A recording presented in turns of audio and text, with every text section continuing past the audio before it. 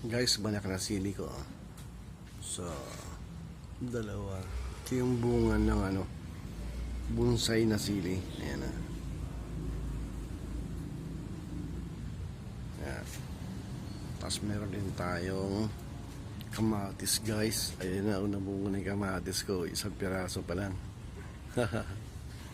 Nakakatuwa naman. Guys, yung mga pechay ko, ayan na. Malaki na sila. Pero yung iba, guys, namatay dyan sa init ng panahon. Ayun, nagganto ay namatay kasi nga sa init ng panahon. Masyadong dry leaves. Ayan. Diba ang pechay ko?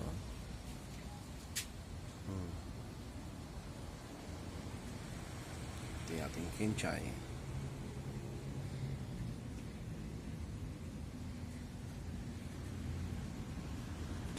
Kasi sa mamulakot kami yung sili ko sa taas.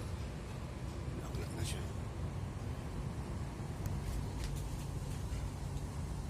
Bago akong sili ko. Thank you for watching.